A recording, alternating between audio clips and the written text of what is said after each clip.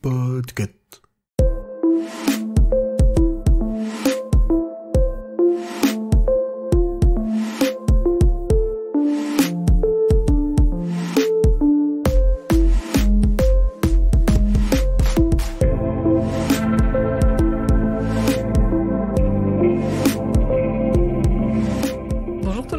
Écoutez le numéro 71 de la Gazette du Maine, le podcast de Stephen King France qui vous résume l'actualité de Stephen King. Je suis Émilie et je suis très heureuse de vous emmener avec moi en balade dans le Maine pour vous conter les nouvelles informations depuis le 14 mars.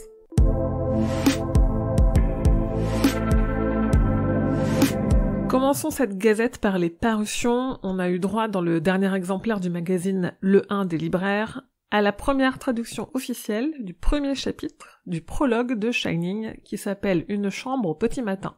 Ce prologue en 5 parties avait été coupé par l'éditeur au moment de la parution de Shining et n'a jamais été publié en français. Autre bonne nouvelle pour les parutions françaises, on a enfin la date de la sortie de Billy Summers en français. Après avoir repoussé de plusieurs mois, Albin Michel a annoncé une date de sortie pour le 21 septembre 2022. Stephen et Tabitha King ont fait un nouveau don via leur fondation. Ils ont versé 40 000 $ à une caserne de pompiers du Maine pour leur permettre d'acheter l'équipement nécessaire à extraire les victimes d'accidents de la route de leur véhicule. Très engagé politiquement et surtout très bavard à propos de la guerre en Ukraine sur son Twitter, Stephen King a décidé d'appliquer des sanctions à son échelle. Il a suspendu jusqu'à nouvel ordre son contrat avec son éditeur russe pour les nouvelles parutions. Cela signifie que pour une durée indéterminée, aucun de ces nouveaux livres ne paraîtra en russe.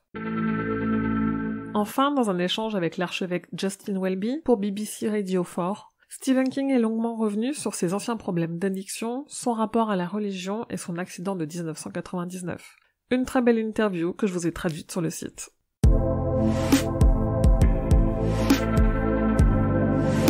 Trois ans après le deuxième volet de la nouvelle adaptation de Ça, qui avait secoué l'industrie du cinéma d'horreur et celle des figurines de collection, le projet longuement évoqué de préquel semble se concrétiser. En tout cas, HBO Max est en train de développer Welcome to Derry, une série qui explorera l'histoire d'origine de Gripsou, mais aussi les raisons de la malédiction qui frappe la ville de Derry.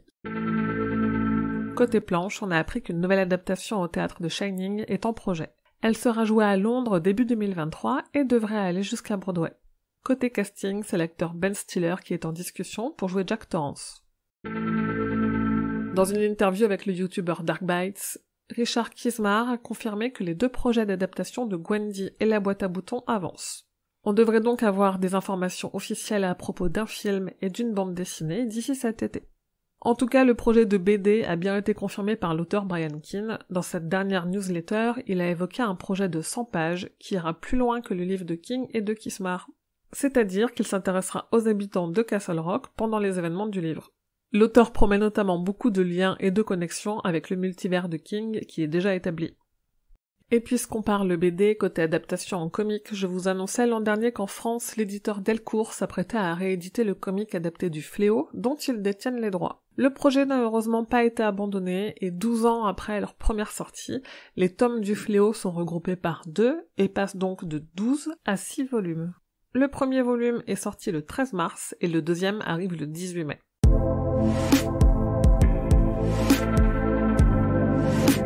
Alerte bon plan, en ce moment dans les librairies partenaires, mais aussi sur internet, si vous achetez 2 livres de Stephen King au livre de poche, vous repartirez avec un jeu de cartes collector Stephen King, que je possède et je dois reconnaître, il est vraiment très beau. Je vous ai détaillé l'opération sur le site évidemment. Dans une interview avec les créateurs du jeu culte des années 90, Phantasmagoria, on a appris que si ce jeu a pu voir le jour tel qu'il existe et tel qu'il a rencontré le succès, c'est parce que King a refusé de collaborer avec eux.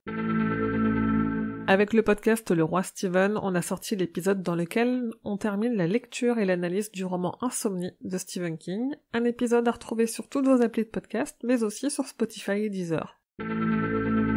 À un moment donné de cette année, sera publié en anglais un livre qui dévoilera les coulisses de la série Creepshow, dont la conclusion sera écrite par Stephen King.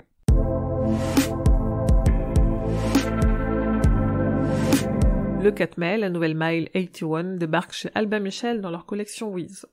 Le même jour, le 4 mai donc, sortira au livre de poche Si ça saigne, le dernier recueil de nouvelles de Stephen King.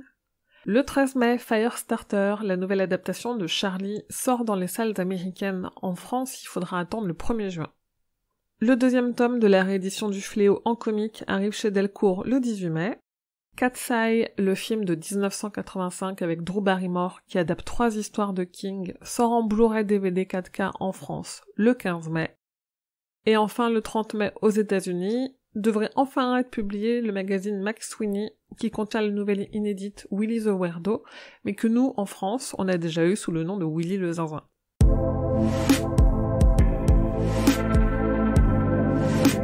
Et voilà, c'est tout pour cette gazette numéro 71. Merci à toutes et tous de m'avoir écouté. J'espère que cette gazette vous a plu.